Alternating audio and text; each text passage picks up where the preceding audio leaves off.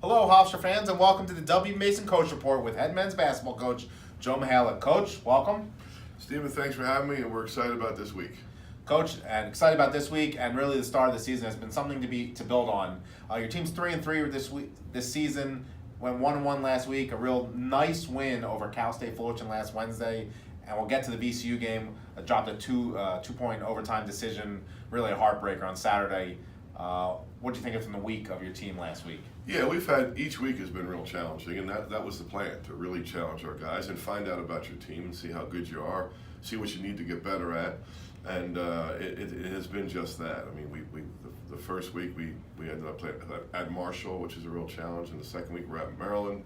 This week we got Fullerton and as you said, at VCU. So, our schedule's been great. I think our schedule is really a challenging schedule, and it's one that's going to get us ready for league play. So we'll talk about the Cal State Fullerton game. A team that went to the NCAA tournament last year, so another challenging opponent for your squad. The game really turned into something of a show by two of the players. What were your thoughts in the game? A game that you really dominated and never were seriously challenged, which I think had to be encouraging to you against a team like that. Really good team. I mean, the people, the average basketball fan might not know. You and I know that. I mean, that's a very good team. I mean, this was the toughest week because Fullerton's so good. Went to the NCAA tournament last year. Two great players, not just one. One of them's getting NBA looks just the way Justin is, and it's obviously an incredible side story that they played in high school together. But really good. We played really well. You're right. We played probably our best 40 minutes of basketball, and it was a really good win. Yeah, and Justin with 37 in the game, Kyle Ullman Jr. with 38. It was a show that I don't think we fans of Hofstra basketball, people who watch games around here, have seen in quite some time. It was just two superstar players just hitting shot after shot after shot. What did you see? Yeah, in the midst of it, did you realize what was going on? You couldn't help but notice what was going on. It was one of those games where you wish you weren't coaching, just sitting in the stands with a bag of popcorn watching the game. Listen, I'm happy for Kyle Ullman. I'm happy that he came and scored those points. It's a nice story. He was able to come home and have a good game. But obviously, I'm happier that we won the game, and more proud of Justin because listen, I'm biased, but he outplayed him. I mean, he had 37 points, 6 assists and 1 turnover, and 5 rebounds, and the win, by the way, which is the most important thing. So, really proud of Justin for keeping his composure. Hard thing for both those kids to do, to come out here and play well. Yeah, it really was hard because there were so many expectations for that to happen, and not only did that happen, I think it was actually better than probably people thought it was going to happen. Yeah. Ullman Jr. tied the opponent record for the arena. Justin fell 3 points shy, and he had a couple chances. I think I saw Speedy Claxton get out of his seat on the bench and block the last shot because it would have been his record that he tied. So you win that game, and then short turnaround, and you get to go to VCU, an old CA rival. Arguably the greatest environment in college basketball, if you ask me. Team lost in overtime by 2. Just your thoughts on that game. It was really a great college basketball game. Just an incredible college game, and so proud of our team.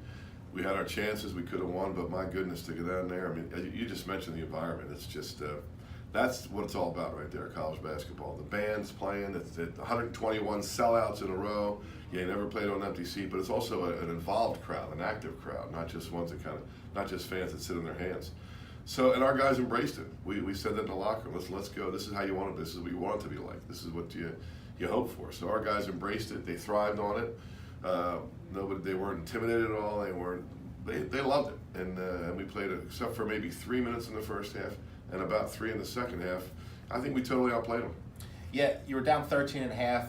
It didn't look great. They had banked in a 3 at the buzzer the first half. It really, I don't know, you might agree or disagree. I thought it was maybe the worst 20 minutes of that season for Hofstra in a game that you thought would be more competitive, and just everything changed in that second half. What changed at halftime? Yeah, I mean, the resolve our guys have is really in the guts.